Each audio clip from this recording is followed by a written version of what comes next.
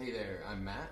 And I'm Desiree. And this is Domino Theory, which is basically just a couple short videos that we're going to be putting out at a fairly regular interval where Desiree and I discuss our disagreements and our agreements on certain topics, mostly something that's affecting all of us today.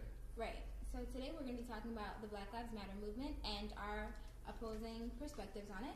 So we'll start off with definitions. So my definition of Black Lives Matter is a political movement that is in place to bring attention to the disparities in the criminal justice system, specifically with African Americans in this country. So do you want to go on with your definition? Absolutely. Okay, so mine is similar. I believe it's a political movement that is using the very real issues of disparity within the justice system, both real and potentially imagined or anywhere in between, to gain power and influence within the governmental system. Okay. So, what's your first initial reaction to what I said? So the first thing I noticed or that stood out to me was to gain power, and we both acknowledge it's a political movement, and I believe that all political movements are in place to gain power. I think we can agree on that, and I don't think that's necessarily a bad thing. Maybe that may not, I don't believe that's the initial goal of the movement, but I do believe that ultimately, yes, they want to gain power in order to perpetuate their thoughts and ideas on what needs to be done to better this nation. Absolutely, and I think we're in agreement on that. I think the what might be a point of contention is whether, I guess I feel it's justified to take such an important issue, and it is an important issue, and use it. And I guess that would make the implication then that they don't, what could be inferred from what I'm saying is that they don't really care. And I'm so back and forth on this one personally, because a lot of times I think the members of the movement care very much. Right. But I think sometimes the leadership and sometimes the more vocal elements, there's a lot of grievances that are being aired, and they're using very specific instances, not like a very broad range of instances, but like every time I've heard them on the radio, they always name like 5 or 6 names specifically. Mm-hmm. And I'm blanking on them right now, but we obviously know Trayvon Martin. We know the names Michael Brown and Freddie Gray. So we'll pick those 3. I always hear those 3, and then of course other names, and they seize upon those ones. So I guess that's where my feeling that they might be in some way taking advantage. But I do want to be clear here that I don't think they're doing anything wrong. Okay. I don't think it's maybe wrong is not the right term. I don't think they're doing anything unique. Okay. Lots of political parties do. So do you think they're doing something wrong? I think they do things, I think certain things that have been done in the name of the movement Black Lives Matter, not the ethos, but the movement Black Lives Matter has been wrong. And I think we can take the Dallas shooting as an example of someone who, this is culturally insensitive, I'll say hijacked, I was going to say Shanghai, who hijacked kind of the concept of the movement. And not directly, it wasn't like he was wearing a BLM patch. Right. But if you look at his posts online, he was definitely of that stripe, politically, let's say.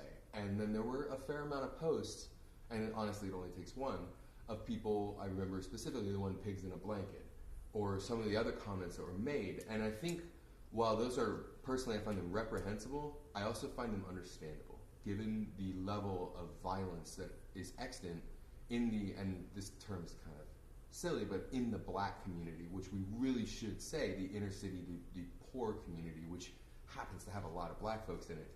Okay. And so I can see why they did that, but I still think that it really cast a negative light on the Black Lives Matter movement to people that may not have been on board. Okay, well, can I stop you there? Yeah. I think that with any movement, and a lot of political movements, there's always going to be outliers. Like, you can look at the man, I'm blanking on his name, that decided to shoot up a Planned Parenthood, and you know what I mean? Like The one in Colorado, right? The one in Colorado that decided to shoot up a Planned Parenthood because he was against pro-choice. Right. So, I mean, with any movement, there are going to be people that take the initial ideas or the foundation of the movement and use it in a really negative way. So, I mean, just to take that one specific instance and blame all of Black Lives Matter, I think that we have to think a little more critically and look at all of the people of Black Lives Matter and what the actual movement stands for, not what one person decides to do in the name of the movement.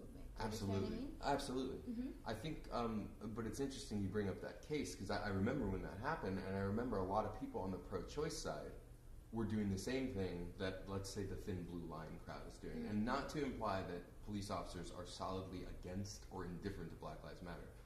The pictures alone of police officers at the protest holding signs, it already indicates that the police are not a monolithic entity. Right. Just like black folks are not a monolithic entity. Absolutely There's lots not. of people that feel different back and forth, and just like the All Lives Matter movement, which definitely has people in it that are taking advantage of the grammatical, let's say, the grammar or the vocabulary, Right. to kind of slip in a what the popular term right now is dog whistle. But I do think there are a lot of people that are part of the All Lives Matter movement, if it can even be called a movement. Do you believe not to interrupt you, but do you think that's an actual movement? Because to me, it's a joke. I mean, I think it just stemmed specifically from the Black Lives Matter movement as a response or a rebuttal. I don't think it needs to be said. Absolutely, all lives matter. This is something that's constantly being explained, but But you do feel that Black Lives Matter needs to be said. Right.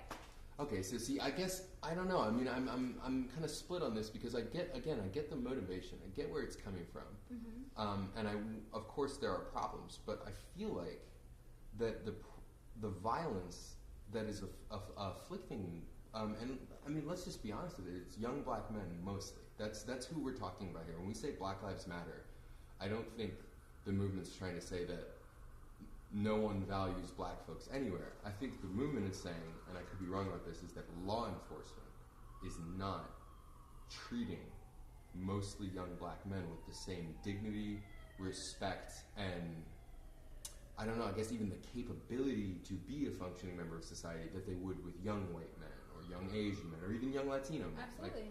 So I think if that's the movement, it's very pointed, and so I feel like the movement would have a hard time, and they do have a hard time, talking about Chicago or Detroit or our fair city here. And because in this city and in those cities, it's not law enforcement that's shooting people.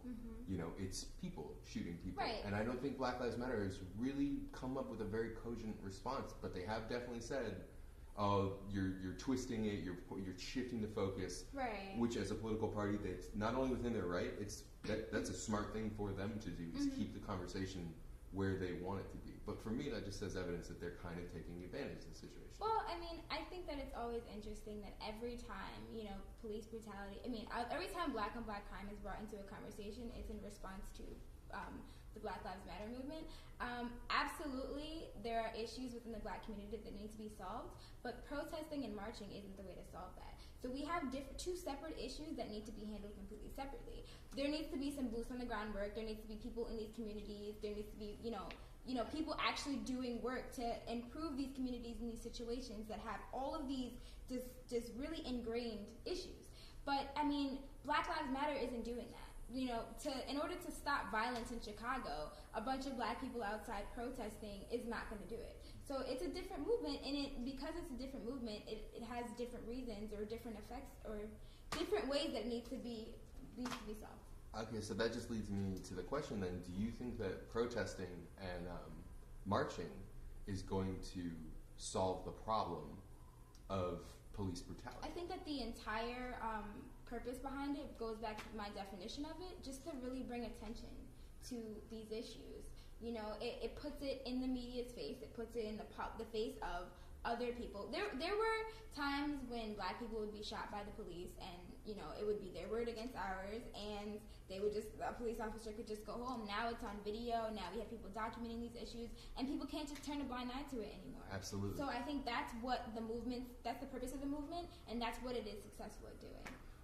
Okay, so then my next question would be, do you see, and maybe this isn't a bad thing, but do you see the Black Lives Matter movement going the same direction as the pro-life, pro-choice debate, wherein we have legislation and we have law that very clearly indicates what is legal, and that is that abortion is legal. Different types of it are outlawed, I think some with very good reason, but generally speaking, the law is very clear. Right. Yet once a year, pro-life people have their big march, and there's an anti-march at the same time. Do you see Black Lives Matter going that same direction, where it stops being something notable and spontaneous, and let's just say exciting? I don't mean that as like a fun way, but like, enervating, and that it's in the news and we all start talking about it and sometimes yelling at each other about it or whatever, and turning into this kind of Black Lives Matter Day. let's just say it's someday in like November to herald one shooting in particular or something, and I just grabbed November because that's the year I was born. Okay. But like, and it's one day, and there's a big march in D.C., thousands and thousands of people come out, there's signs, there's protests, and then everybody goes home. Do you see the movement going that direction potentially? No, I don't. I think that the argument pro-life, pro-choice is like, it's just a completely different movement entirely, and I think that there's going to be protests, hopefully peaceful, as long as law enforcement keeps killing black people with impunity. I think that every time that happens, or every time a video comes out, or every time someone gets sent home, you can expect a protest. I don't think it's going to be a once-a-year event. Because I think that at this point, black people, not to speak for every single black person in this country, but generally speaking, black people, we are tired of just being nice about it, tired of nicely asking, tired of going home and praying about it, tired of quoting Dr. King on TV. Like, it's really cute until this stuff keeps happening. And at this point, we've been so resilient, generally speaking. We've been so resilient and so, calm about it in the past. And now it's like, all right, we're tired of it. So what else are we supposed to do? What do you suggest? Not specifically you, but what do you suggest that we do? Like, this keeps happening, and it seems like every time a black person is killed by law enforcement, the first instinct for many people of the other side is to be like, oh, well, what did he do? Well, he reached for his gun. Oh, well, he shouldn't have moved so quickly and he wouldn't have gotten shot. And it's like there's always an excuse. So what do you expect us to do? That's the Facebook video, right? The one you were referencing right there. Where, for Orlando Castile. Orlando Castile, yeah. So he's, where... Not for Orlando. What was his name? I think that was right, unless that was in Louisiana. And so this plays to this highlights the fact that there is an issue. There's absolutely an issue in the fact that you and I, as intelligent individuals who are very good at remembering things, are having a hard time placing it. But at the same time, confession, I was watching Chicago PD because I was very bored waiting for school to start. And some quote in it was like, more people died in Chicago over the summer than have died in like Baghdad all year. Mm-hmm. And then this is a little bit older when the show came out, so I think it was at that time, and I don't know how correct those numbers are, but it is a war zone. People are dying every day. I've talked to law enforcement here in Newark, and they say it's like one step above a Cold War, but it's not quite a hot war in the city. Baltimore's actually gotten a lot better than from where it used to be. DC is incredibly better. Yeah. They also hired 3,000 new police officers in the space of like 2 years. So maybe the solution, I guess from my point of view, is more of a law and order approach, a zero tolerance to violence approach. To violence. I'm not saying a zero tolerance to like people of color, which is, I think, there's definitely a percentage of people out there that want to maintain this idea that by being completely color cognizant, we'll say, that you're going to limit crime. And I don't, on the face of it, I don't think that'll work.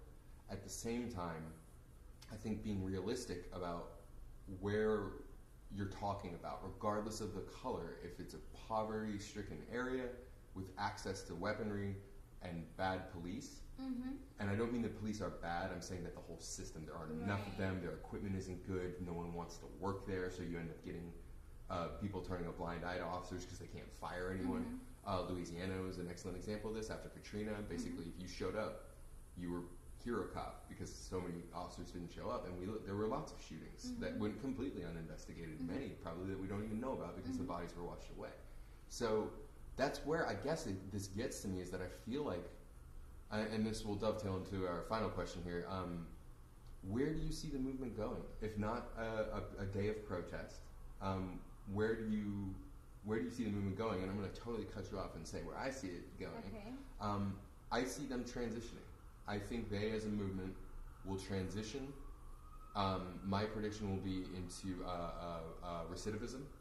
It'll shift away from crime on the street and and we can already see the seeds of this. And again, recidivism, huge problem, needs to be confronted.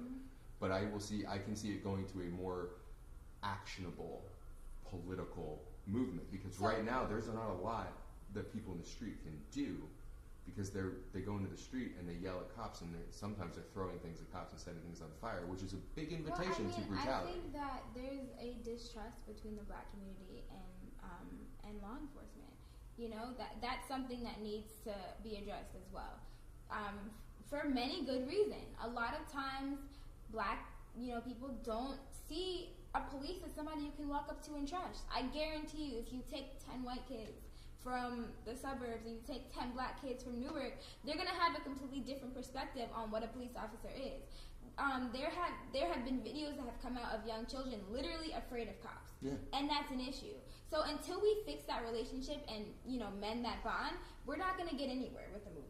Absolutely. And I think that, and I think we should button it up because we don't want to bore anyone, but I think I think you nailed it right there in that there needs to be a goal. There needs to be a goal and a pathway to get there. And I guess I'm still on the fence as to whether BLM specifically is going to bring that in, or if it's the beginning of something that will herald a much larger, much more diverse movement. Because it is a movement that cuts pretty hard on the color line. I mean, the name alone implies that's why All Lives Matter started, was people were probably rubbed the wrong way. I believe it was Canadian, I don't know. Whatever the case, I do think that it's got to move past color at some point in terms of the solution. Not the problem. The problem is obviously color motivated. Right. Okay, but the solution can't be color motivated, or else it's going to be a very, very specific solution. Well, I don't think it is, because if we look at the Freddie Gray case, there were 3 black police officers and 3 white police officers. Right. And the sheriff, the mayor, the attorney general, and then if you want to go all the way up to the president. Yeah, you're right. So the color... So no one was sitting there like, only the white police officers need to be in trouble. Right, right. Everybody was like, the police officer. I think it goes beyond color. I think it's law enforcement, black people. Well, I know I said I wanted to cut it off, but I want to ask this. I got to ask this. In pretty much every single case that Black Lives Matter champions as one of the cause builders, one of the ones to focus on, the courts have come out on the side, again, let's just say it, we'll say against the black offender victim regardless. Right. How do you feel about that? Do you feel like there's any validity to that, or do you think that this is more inherent corruption and racism in the system? I think that it's a combination of both. I think that we have to look at each situation specifically. So generally speaking, I can't say. But there have been times where I've completely disagreed with the decision of the Supreme Court or whoever came up with the decision, depending on the case. Our courts are not always 100% right. And I think that's something that we also, as responsible citizens, have to realize. Just because the court said he didn't have his hands up, or just because the court ruled that he was a bad guy and had a long crazy rap sheet and he didn't deserve to live, does not mean that that's necessarily the case. And even if someone is a repeat offender who has a huge rap sheet, it's like you said, it's about the case that is under question. You could be a bank robber in your past, but that does not mean that you're at fault in a car accident. You know what I mean? It's about that car accident. It's about that one specific instance. And a lot of times, generally speaking, these cops act as judge, jury, and executioner. Yeah. And that's not the job of a police officer. You know what I mean? I'm going to disagree on that, but I get what you're saying. Unless his life is in immediate danger, or he, interprets it as such. But see, this is where we start to get really the messy, interpretation, right? Okay. Yeah, so what is that, you have some officers who are very clearly, taking advantage of a situation wherein they have all of the authority. Because in their and head, they get the benefit of the doubt. They've seen, okay, well, all of my white friends have gone home, and they had their paid leaves, and they got all these GoFundMe started, so I could shoot this guy and go home. It's cool. That's what I look at it as. I'm not willing to go that far, but I'm also not willing to say that that's not happening. I don't have enough background in terms of the cases, but I think this is actually. Oh no, of course not. I know that. I don't know enough about the law enforcement, because there's one thing we can say is that law enforcement definitely protects their own much more than the entire black community and the protects its own. Are in cahoots with the law enforcement. Right, and so at some point, all that is also relevant and worth thinking about. Absolutely. So I think that this means that we're going to have to do another video, and we'll probably have a whole to. Black Lives Matter series coming up, so we're going to keep talking about this. And hopefully we'll get into the police too, and hopefully you guys find this entertaining and interesting.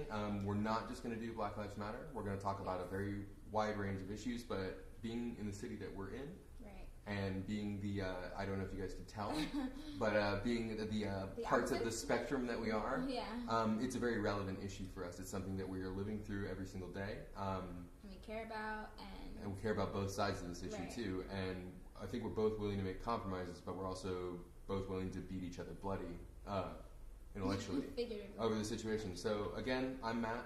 I'm Desiree. And this is Domino Theory. Hope you guys tune in again. Come back again. Bye. Bye.